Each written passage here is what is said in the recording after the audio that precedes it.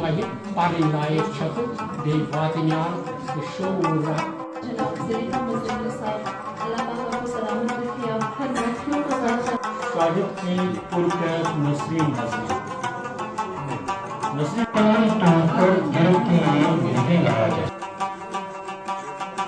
Yet their presence becomes their reason for denial. This moment captures a deep, emotional and symbolic.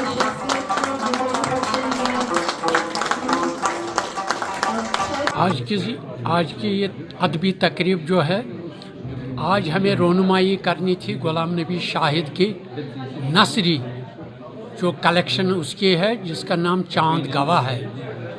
یہ نثری نظموں کی آج تک جو میں نے دیکھی اپنے ادبی سفر میں سب سے اعلیٰ اور دانشورانہ انداز سے لکھی گئی ہے، اور اس سے نثری نظم کا معیار اور مقام اس نے بلند کیا ہے۔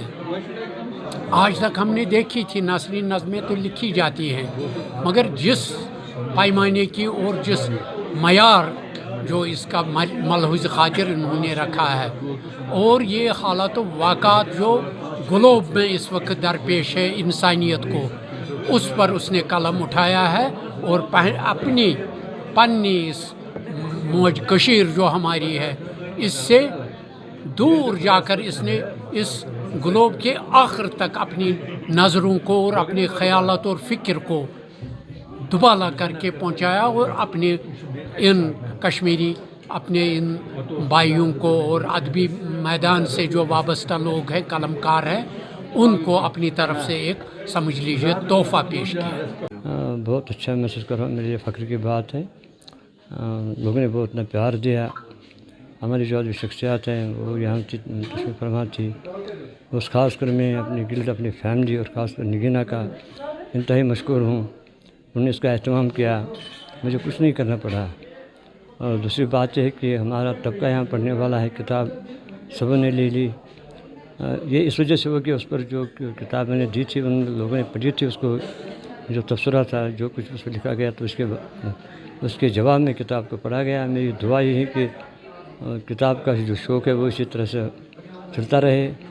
میں ایک بار پھر گلڈ کا اور نگینا کا مشکور ہوں، اور ان سب مہمانوں کا، دوستوں کا، جنہوں نے اتنی حوصلہ افزائی کی۔ کتاب نثری نظمیں ہیں۔ اس کی جو وجہ وہ رفیق راج صاحب نے انہوں نے مجھے اس کی ترغیب دی کہ ان کو چھپا کے شائع کرو، تو ان کی اما پر میں نے یہ کتاب، یہ نظمیں جمع کی اور شائع کی، اور انہوں نے اس کا اعتبار بخشا، یہ کر کے انہوں نے اس پر لکھا بھی، اپنا تاثر بھی لکھا۔ تو اس وجہ سے نظمیں جو میں جو زندگی گزار رہا ہوں وہی ہے۔ اور صرف ایک بات ہے کہ میرے جو اندر بیٹھا لکھنے والا ہے، میں اس کے درمیان میں نہیں آتا۔ وہ جیسے چاہتا ہے، جو چاہتا ہے، میں کوشش کرتا ہوں اسی صفائی، اسی ایمانداری سے اس کے سامنے رکھوں۔ اور دوسری بات ہے، وہ کس پیرائی میں آئے، وہ افسانہ بھی ہو سکتا ہے، اور شاعری بھی ہو سکتی ہے، یہ نثر نظم بھی ہو سکتی ہے۔